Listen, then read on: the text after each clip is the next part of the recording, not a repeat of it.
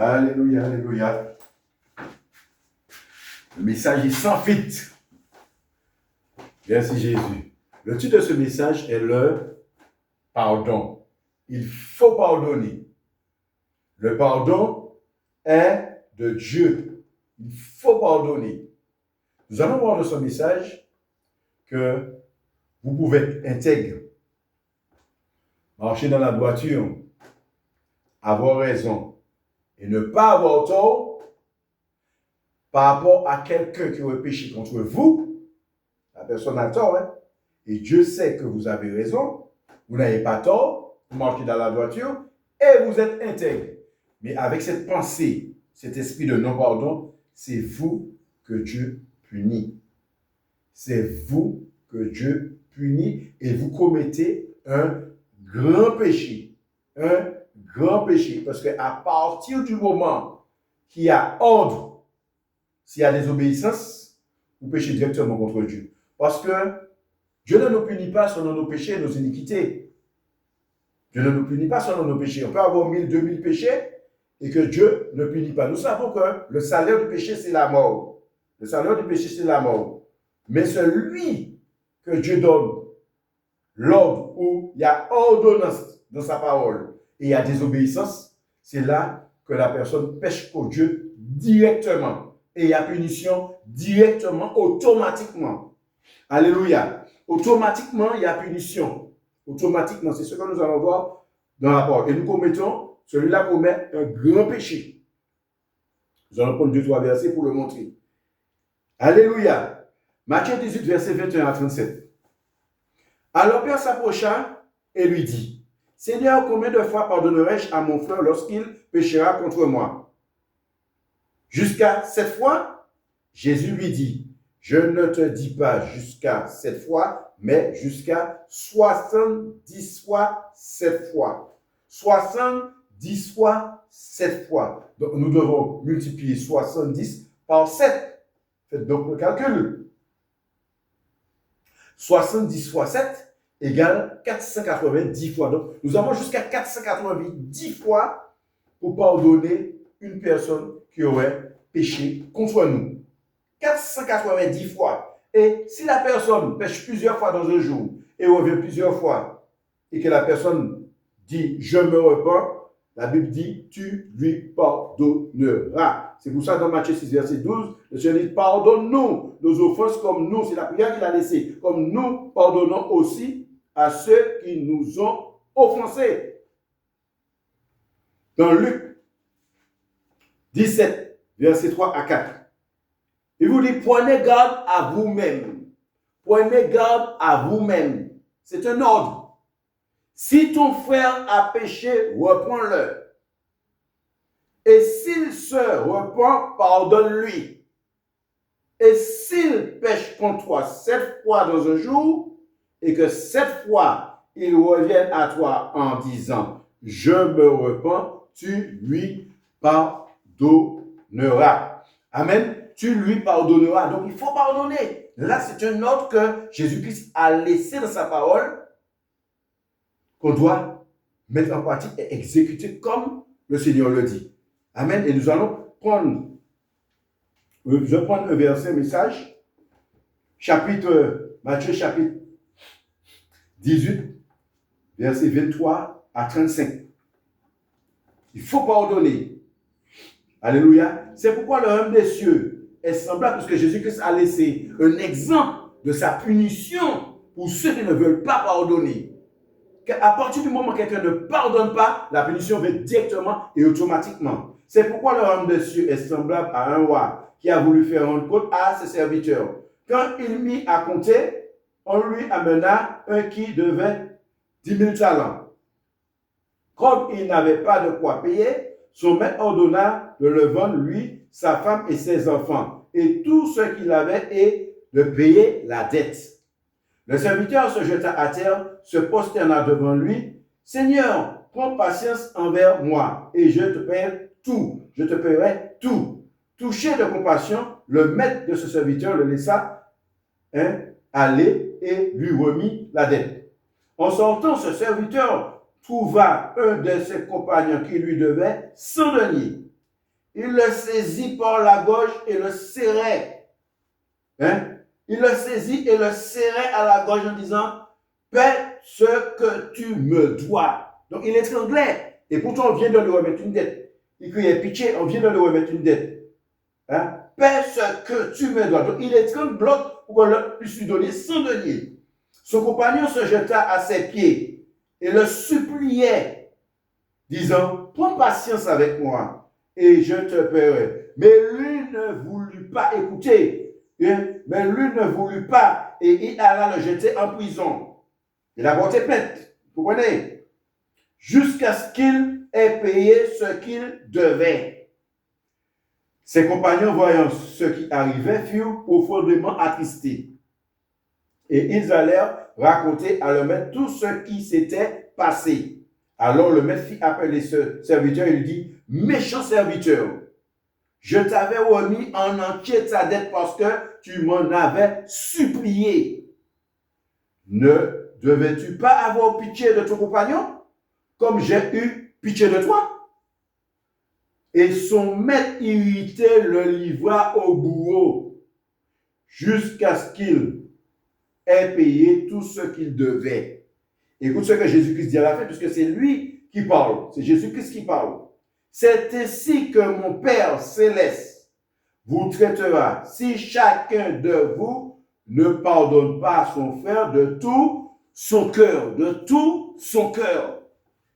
Quand quelqu'un ne pardonne pas, quelle que soit la situation que vous avez vécue, il y a des gens qui ont été violés, il y a des gens qui ont été battus, il y a des gens qui ont été escroqués, il y a des gens qui ont été méprisés, il y a des gens, toutes sortes de choses. Et quelqu'un se rend compte, se dit, bon, j'ai fait ça, mais je me reproche, je demande pardon. Et vous vous dites, non, je ne te pardonne pas parce que j'ai raison, j'ai pas tort, etc. À partir du moment où la personne s'est repentie, la personne a demandé pardon, si vous ne pardonnez pas, c'est vous recevez un esprit qui s'appelle l'esprit du bourreau. Je vous communique cet esprit-là, c'est l'esprit du bourreau, parce que vous ne voulez pas pardonner, parce que ce que Jésus-Christ a dit de sa parole, c'est un ordre. Il dit, pardonne ton frère. Amen. Hein? Matthieu 6, verset 14. Si vous pardonnez aux hommes leurs fautes, votre Père céleste vous pardonnera aussi. Mais si vous ne pardonnez pas aux hommes, votre Père céleste ne vous pardonnera pas non plus vos fautes. Ça veut dire que le non-pardon, Dieu punit, mais le reste des fautes, si vous êtes dans la chrétienté, vous priez Dieu, vous dites, bon, celui-là m'a fait telle chose, celui-là m'a fait telle chose, je ne pardonne pas, le reste de vos péchés ne seront pas pardonnés non plus. Donc, en fin de compte, vous êtes un chrétien et vous ne savez même pas que Dieu vous a mis de côté depuis longtemps. Et c'est ce que je veux montrer, ce qui se passe. Depuis longtemps, Dieu vous a mis de côté. Parce qu'il vous traite. Donc, cette personne que Dieu a livrée au bourreau, c'est un esprit démoniaque que Dieu lâche dans la vie de celui qui ne peut pas pardonner. Donc, la personne devient orgueilleuse, irritée, en but d'elle-même, en but de lui-même. Hein? Cette personne vit une vie qui n'est pas paisible, une vie que cette personne vit, cette personne n'est pas reposée dans sa vie, cette personne n'est pas en paix, vous comprenez? Et ce qui fait que le visage de cette personne est toujours attaché, hein? Sous l'arbre, dans le quartier, hein? Dans l'assemblée, à l'église, toujours avec une tête de linotte, avec ses deux yeux de poisson frit, personne ne peut lui parler, personne. Cette personne n'écoute personne. Donc c'est cette vie-là, quand Dieu a communiqué l'esprit de bourreau, c'est cette vie-là que la personne vit, puisque la personne ne veut pas pardonner. Donc c'est comme ça on peut discerner la vie d'une personne qui se dit chrétien ou qui va à l'église, ou peut-être que cette personne ne va peut-être du tout pas à l'église, cette personne ne se rend pas à l'église, cette personne ne va pas en assemblée. Mais tout simplement, par rapport à la vie de la personne, tu vois, il y a quelque chose qui ne va pas. Mais Dieu peut-être la communiquer si la personne ne s'est pas repentie, si la personne n'a pas pardonné à l'autre, Dieu lui communique l'esprit du bourreau. Et la vie de cette personne devient une vie qui est infernale. Donc, c'est pour ça qu'il faut pardonner. Et celui qui ne peut pas pardonner commet un grand péché directement envers Dieu. Et Ésaïe 55, verset 11, le Seigneur nous dit, « Ainsi en est-il de ma parole qui sort de ma bouche. Elle ne retourne pas à moi sans effet, sans avoir exécuté ma volonté. » La volonté de Dieu, c'est qu'on puisse obéir. Quand il dit, « Pardonne ton frère », le pardon de péché devient illimité. Ça devient illimité. s'il dit pardonne ton frère, celui qui ne veut pas pardonner, eh bien, il dit que, voilà, mais si vous ne pardonnez pas aux hommes, votre Père ne vous pardonnera pas non plus vos fautes. Vous comprenez? Ne pardonnera pas non plus vos fautes. Donc, on doit pardonner. Alléluia. On doit pardonner. Je prends Jean 20, verset 23. À ceux qui vous pardonnerez les péchés, ils leur seront pardonnés. Parce que quand on demande au Seigneur pardon, c'est instantané. Il pardonne de toute façon instantanée. Parce que le pardon est de Dieu. Une fois on dit Seigneur, je ne vois pas, Dieu a dit à pardonner. Seigneur, je te demande pardon, il a dit à pardonner. Dieu ne nous punit pas selon nos péchés et selon nos iniquités. Ce n'est pas selon nos péchés. Quelqu'un peut avoir 1000, 2000 péchés et que Dieu ne le punit pas. Mais le salaire du péché, c'est la mort. Parce que celui qui pêche nuit à son âme. Amen. Celui qui pêche nuit à son âme. Hein? Jean 20, verset 23. À ceux qui vous pardonnerez les péchés, ils leur seront pardonnés. À ceux à qui vous les retiendrez, ils le seront retenus. C'est-à-dire quelqu'un vient, quelqu'un pêche contre vous. Quelqu'un pêche contre vous, vous pouvez dire, bon, je le laisse tranquille, je le pardonne, c'est bon. Comme vous pouvez dire, bon, je retiens ce qu'il m'a fait. Je retiens. Parce qu'il dit, à ceux à qui vous les retiendrez, ils leur seront retenus. C'est comme Jérémie 18, verset 23. Et toi, Éternel, tu connais leur complot. Des gens qui montent de complot contre vous, qui agissent mal contre vous. Jérémie dit, et toi, Éternel, tu connais tout leur complot pour me faire mourir. N'efface pas leur péché devant toi. Donc la personne prie pour dire Dieu, n'efface pas le péché, mais retiens ce péché-là. C'est pour ça le péché est retenu. Si la personne a péché, la personne parle sans demander pardon, d'accord? La personne pêche, pas directement contre Dieu, mais directement contre son âme, contre sa personne. Parce que celui qui pêche, ce péché nuit à son âme. Nous allons voir encore dans Matthieu 18, verset 15 à 17, un exemple que Dieu nous donne. Si ton frère a péché, va et reprends-le. Seul à seul. S'il t'écoute, tu as gardé ton frère. Mais s'il ne t'écoute pas, prends avec toi une ou deux personnes afin que toute l'affaire se règle sur la parole de 2 ou 3 témoins. S'il refuse de les écouter, dis-le à l'église. Et s'il refuse aussi d'écouter l'église, qu'il soit pour toi comme un païen et comme un péager. Ça veut dire que Dieu l'a déjà mis de côté depuis longtemps. La personne peut venir dans l'assemblée, dans l'église, prier, chanter, louer. Dieu l'a déjà mis de côté depuis longtemps. Parce que je lui dis, tu le considères comme un païen. Un païen, l'évangile a été envoyé aux païens. Les païens n'avaient pas Dieu, c'était des idolâtres, c'était des personnes qui faisaient n'importe quoi, qui vivaient dans le désordre. Mais Dieu dit ici, considère-le comme un païen ou un péager. Les péagers, c'était des païens. Le publicain, c'était aussi des païens. Mais le péager et le publicain, la différence qu'il y a, c'est que ces deux personnes ont la même fonction. Le péager, c'était quelqu'un qui restait dans le bureau pour faire payer l'impôt, pour faire payer la taxe. Mais le publicain, c'est le chef du péager, c'est le subalterne, c'est le chef du péager. C'est pour ça qu'il dit, considère-le comme un publicain ou un péager. Quelqu'un qui n'a pas la vie, quelqu'un qui vit dans le désordre. S'il meurt comme ça, il ira en enfer. C'est ce que ça veut dire là. Considère-le comme un païen. Donc, quand quelqu'un vient, quelqu'un ne demande pas pardon, il ne reconnaît pas ses fautes, Dieu l'a déjà mis de côté depuis longtemps. Parce que c'est ce que la parole de Dieu nous dit. Et quand la personne pense que tout va bien, tout va mal pour lui parce qu'il ne s'est pas repenti. Parce qu'il faut se repentir, il faut demander pardon et reconnaître ses torts et reconnaître ses fautes. Et à ce moment, on demande Dieu pardon. On se repent, Dieu libère, Dieu pardonne. Vous comprenez? C'est ce qu'il faudra faire. Il faut considérer celui-là qui ne veut pas se repentir comme un païen. Donc, il y a beaucoup qui continuent à aller dans l'assemblée comme ça. Ils chantent, ils louent, ils sont dans la fonction et ils pensent que tout va bien. Mais la personne ne veut pas se repentir. La personne ne veut pas se repentir. Mais quand Dieu communique l'esprit du bourreau, nous voyons que cette personne est irritée, cette personne vit très mal, cette personne peut-être ne dort pas, ça peut le rendre malade, et entre-temps il peut mourir, et puis aller en enfer, parce qu'il ne veut pas se repentir. Cette personne ne veut pas se repentir. Dans les deux cas de figure, la personne qui pêche, parce qu'on lui a demandé pardon, il ne veut pas pardonner, il pêche directement contre Dieu. Mais la personne qui fait des bêtises, qui fait des torts, on lui dit de se repentir, il ne veut pas se repentir, il a péché. Mais il n'a pas péché directement contre Dieu, il a péché contre son âme et contre les autres. Mais son péché est retenu. et il continue à vivre dans des autres comme ça, s'il perd son âme, l'Église parle, il ne peut pas prendre l'enlèvement, s'il meurt comme ça, il descend dans la Sheol, dans l'enfer, des gens là-bas. Donc, on doit faire attention. De Matthieu 3, verset 8, verset 7 à 11, puisque Jean-Baptiste disait, produisez donc du fruit digne de la repentance. Jean-Baptiste, comme il voyait venir beaucoup de pharisiens et sadducéens pour prendre leur baptême, il leur dit, race de vipères, qui vous a appris à fuir la colère à venir? Qui vous a appris à fuir? Qui vous a appris à demander pardon? Est-ce que c'est comme ça que vous venez demander pardon? Est-ce que c'est comme ça que vous vous repentez? Parce que Jean-Baptiste voyait que leur pardon, leur repentance n'était pas sincère. C'est pour ça qu'il dit qu'il faut pardonner de tout son cœur. Parce qu'il y a des personnes qui pardonnent avec la bouche, mais qui ne pardonnent pas avec le cœur. Et ils reviennent encore sur la chose. Quand on pense qu'ils ont pardonné, ils n'ont pas pardonné. Et c'est ce qu'il faut comprendre. Quand on pardonne, c'est un cœur sincère. De tout votre cœur. De tout votre cœur. C'est ainsi que mon Père Céleste vous traitera si chacun de vous ne pardonne pas son frère de tout son cœur. Donc, de l'autre côté là, on doit pardonner si on a péché. Et si on a péché contre quelqu'un, on doit aussi demander pardon. Et en allant prendre le baptême, on doit avoir une repentance sincère. Puisque il dit, moi, je vous baptise dans l'eau en vue de la repentance. En vue de la repentance. Amen. Merci Jésus.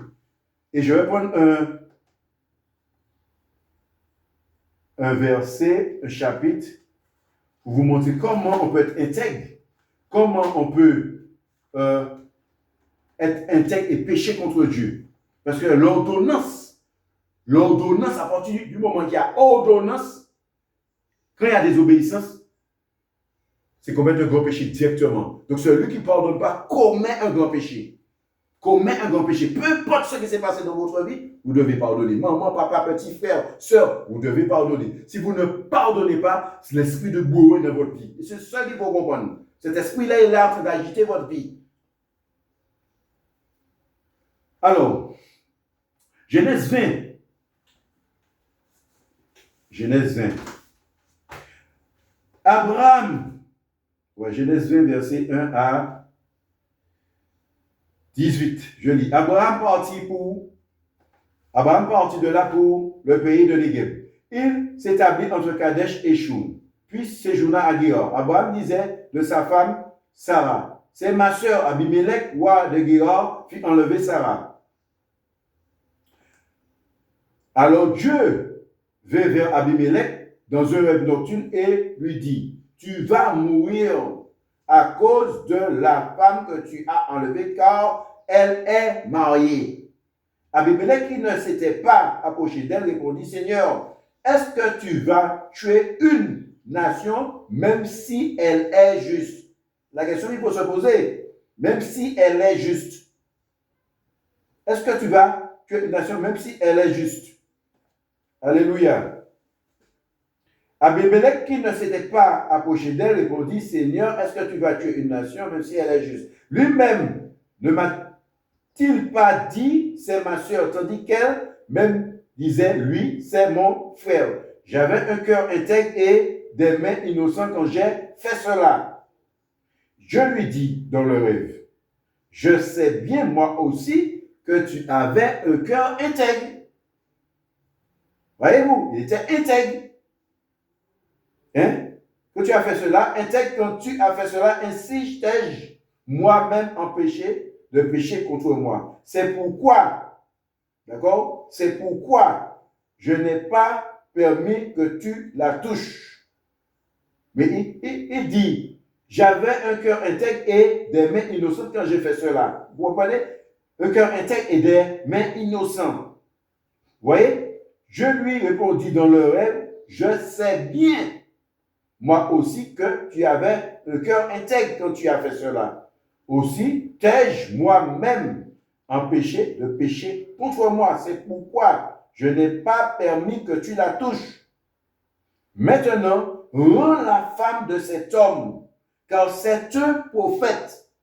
C'est un prophète. Il priera pour toi et tu vivras. Mais si tu ne la rends point, sache que tu mourras avec tous ceux qui t'appartient. Vous voyez? Cherche que tu mourras avec tout ce qui t'appartient. Parce que pourquoi? Abraham, c'est un prophète. Et on ne peut pas toucher les hommes de Dieu comme ça. Parce que je dis, ne touchez pas à mes oins, ne faites pas mal à mes prophètes. Donc, toucher un homme de Dieu, c'est commettre un grand péché envers Dieu.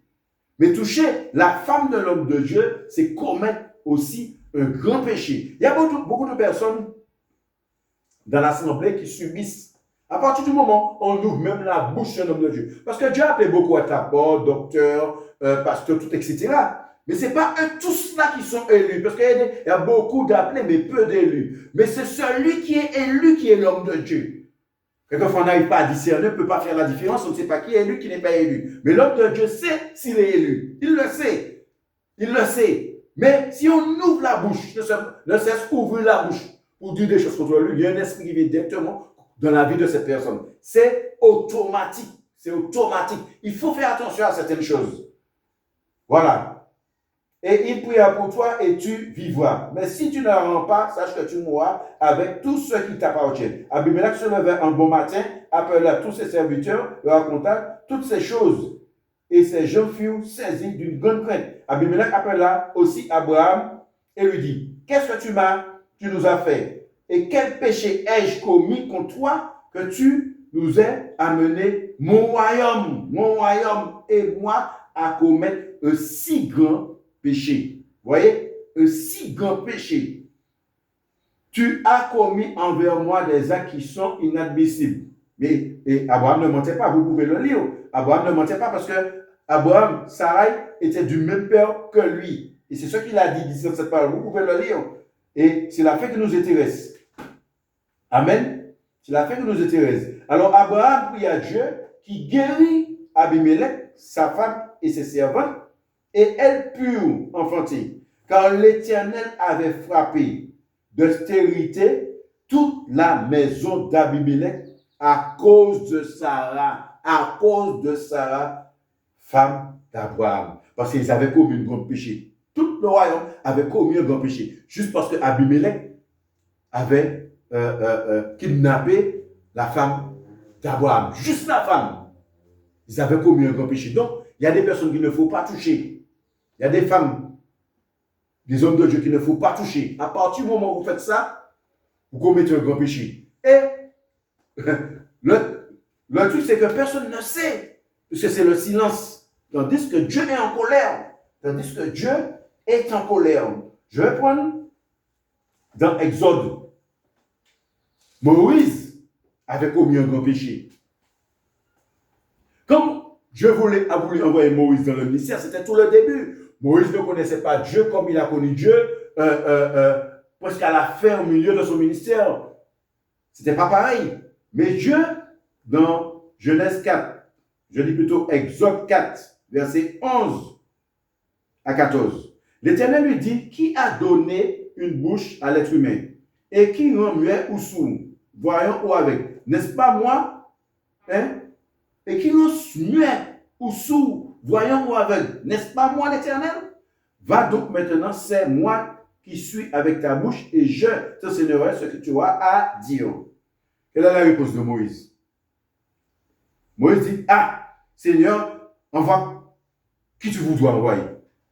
Là, il a respecté Dieu, mais il a désobéi. Parce que Dieu l'envoie et lui dit, Dieu, envoie qui tu voudras envoyer. Ça veut dire moi-même, je n'irai pas. Je ne vais pas t'écouter, je ne vais pas. Parce que Moïse ne connaissait pas Dieu. Moïse ne connaissait pas Dieu au début comme il l'a connu après. C'est quand il a vu la colère de Dieu plusieurs fois, s'est manifesté contre lui et contre le peuple. Il avait fait 40 jours dans le désert, ils avaient fait tous se mourir à cause qu'ils commettaient des grands péchés. Murmure contre Dieu, c'est un grand péché aussi. Murmure contre Dieu, murmure contre le roi de Dieu. Ils ont tous fait mourir dans le désert, selon la parole qui a été dite. Vous comprenez? Donc il faut faire attention aux hommes de Dieu. Il faut faire attention. Et qu'est-ce qui s'est passé pour Moïse? Nous prenons dans toujours Exode 4, le verset 24. Pendant le voyage dans un lieu où Moïse passait la nuit.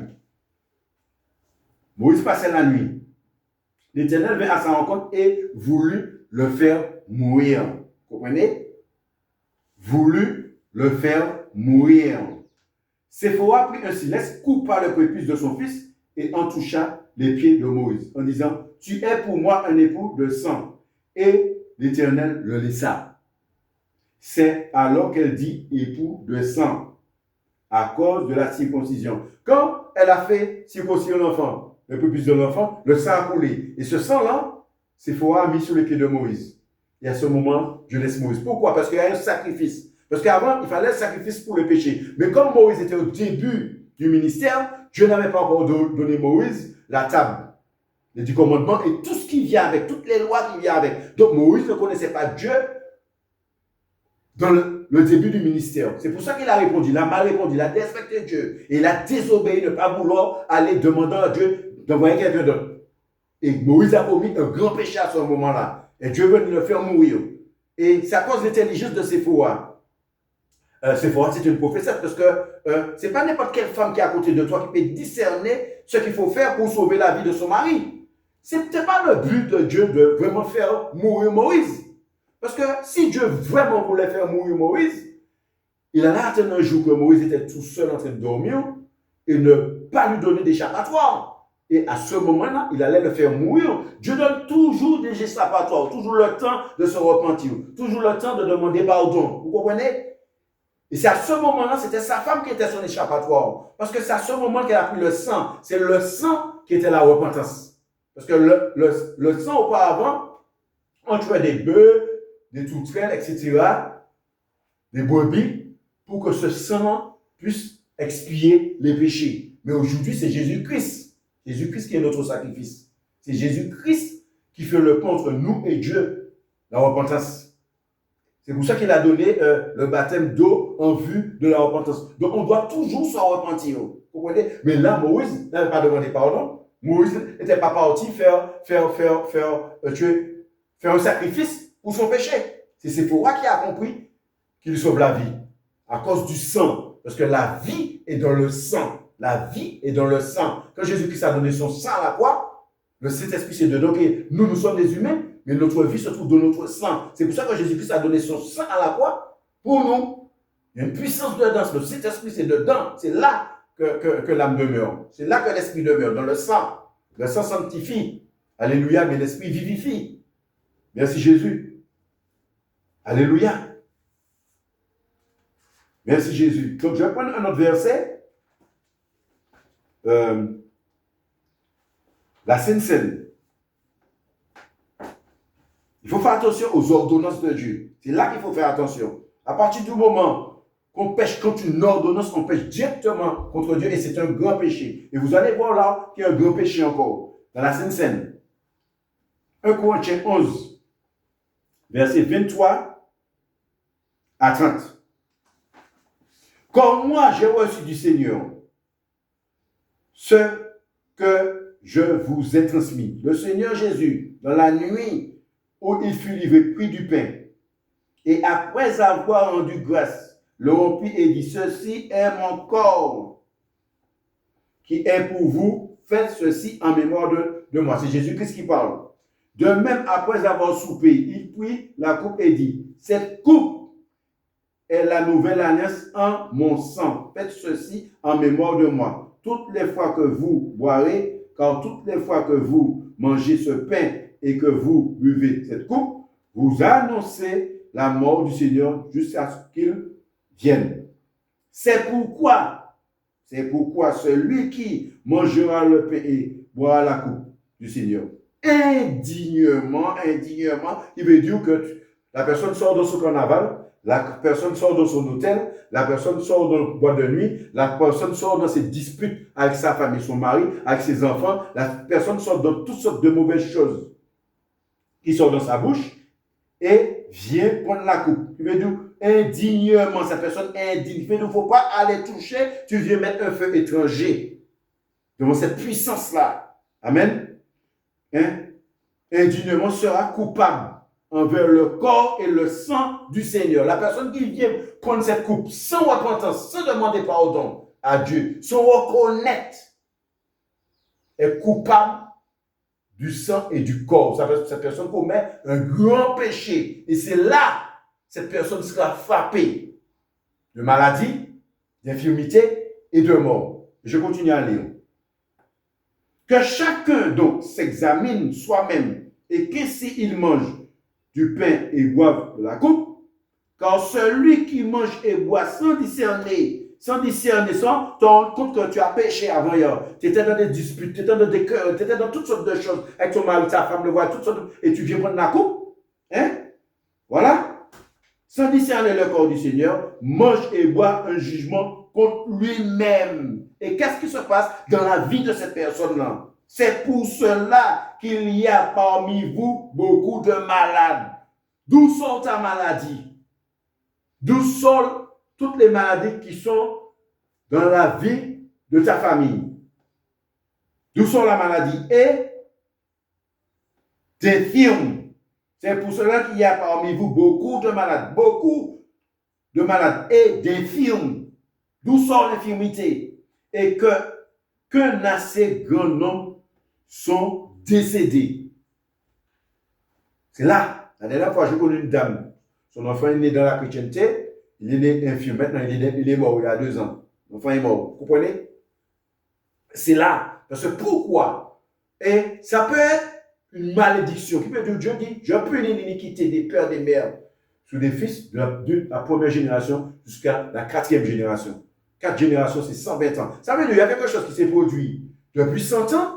Et aujourd'hui, il y a des enfants qui naissent infirmes. Aujourd'hui, il y a la maladie. On ne sait pas d'où sort la maladie.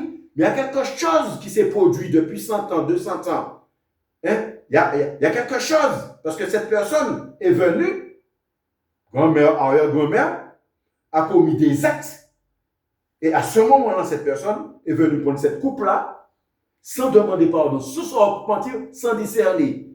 Et maintenant, ça engendre une malédiction où il y a des enfants qui naissent infirmes, il y a ceux qui sont malades et il y a ceux qui meurent. Tandis que on ne sait rien parce qu'on ne discerne pas. Mon peuple périt parce qu'il lui manque de connaissances. C'est manque de connaissances, mon peuple périt. Et aujourd'hui, il y a beaucoup de personnes qui sont malades.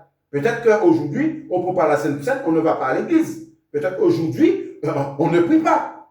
Il y a des enfants qui sont infirmes. Il y a quand même des personnes qui sont malades. Parce qu'il y a d'autres qui sont venus, ils ont pris la Sainte Seine sans discerner. Et ça se répercute de père en fils, de mère en mère et sur les enfants. Et ça devient une malédiction parce que Dieu punit directement. C'est pour ça qu'il faut aller prendre la Sainte Seine et se repentir. Maintenant, si vous savez que vous avez des personnes infirmes et vous êtes malade, vous ne savez pas d'où vraiment ça sort la maladie, la chose à faire, c'est demander à Dieu pardon. Seigneur, nous avons péché. J'ai péché. Je te demande pardon pour ma grand-mère, mon arrière-grand-mère. Je ne sais pas ce qu'elle a fait. Je ne sais pas ce qu'il a fait. Mais je me repens de tout ce qu'ils ont fait, afin que cela ne revienne pas sur moi, ma génération et mes enfants. Parce qu'il y a une malédiction dessus. Vous comprenez? Il y a une malédiction. Donc, il faut demander pardon à Dieu pour ce que vous ne savez pas de votre famille passée. Vous ne savez pas d'où cette maladie, ce problème de os, ce problème de tête, migraine, toutes ces choses-là, ça sort d'où? Il y a des péchés qui ont été commis depuis. Donc, il faut demander pardon pour ça. Et vos péchés même, il faut demander pardon. Et si on vous dit, je me repens pour une situation, un viol, quelque chose, le mari a fait, la femme a fait, les enfants ont fait, il faut pardonner. Parce que si vous ne pardonnez pas, vous risquez même de perdre votre vie. Sans que vous le cherchiez. Parce que Dieu retire contre vous ce péché-là. Et vous pouvez vivre tranquillement. Hein? Comme Moïse. Tranquillement. Mais il avait dit quelque chose contre Dieu, mais il ne savait pas que Dieu allait le faire mourir. Donc c'est pour ça qu'il y a beaucoup de personnes qui meurent comme ça, qui ne savent pas. Parce que mon peuple périt, qui le manque de connaissance. Donc pardonnez et repentez-vous. Et si vous allez prendre le baptême, une repentance sincère. Amen. Sincère, une repentance sincère. Amen. Et je prends le dernier verset. Dernier verset rapidement. 2 hommes montèrent dans Luc 17, verset 9 à 14.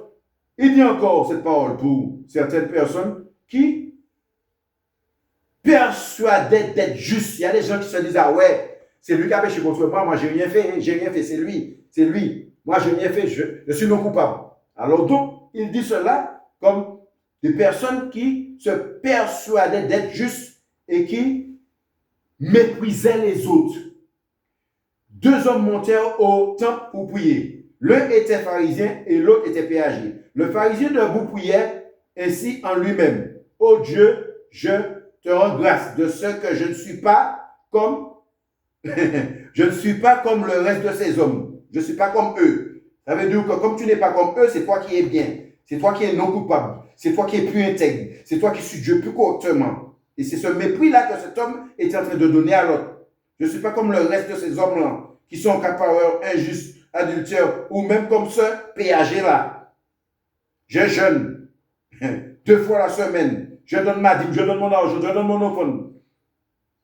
Tous mes revenus. Le péager se tenait à distance, n'osait même pas lever les yeux au ciel, mais frappait la poitrine et disait, oh Dieu, sois apaisé envers moi, je me repens. Pécheur, oh Dieu, sois apaisé envers moi, pécheur que je suis. Jésus-Christ dit, je vous le dis, celui-ci descendit de sa maison justifié plutôt que l'autre. Il disait, il paie ça à 10 000, il y a de l'argent, il a de l'offrande, il est non coupable, c'est lui qui est plus correct que tout le monde. Il se permet de juger les autres, critiquer les autres, agir mal contre les autres. Mais il te dit que c'est celui-là qui s'est repenti, qui a pardonné, c'est celui-là qui est descendu, justifié dans sa maison. Parce que celui qui se repent, c'est celui-là que Dieu justifie. Celui qui pardonne, c'est celui-là que Dieu justifie. Amen. Alléluia. Alors, quiconque s'élève sera abaissé. Et c'est celui qui s'abaisse sera élevé. C'est celui qui se met à genoux, qui se rend compte de ses fautes, que Dieu pardonne. Une fois qu'on a péché contre nous, nous devons pardonner. Si on ne pardonne pas, c'est celui, l'autre que Dieu libère, l'autre que Dieu pardonne, parce qu'il s'est repenti, il a demandé pardon. Mais toi, qui ne veux pas pardonner, tu pêches le grand péché contre Dieu, et Dieu est contre toi. Quand tu penses que tout va bien pour toi, tout va mal. Donc, il faudra faire attention. Repends-toi, demande pardon et pardonne.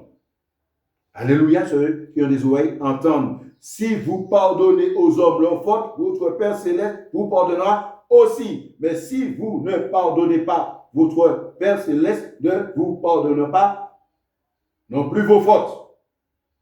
Amen. Et soyez richement bénis. Pardonne, pardonne, repens-toi, pardonne, pardonne, pardonne. Va richement béni. Amen.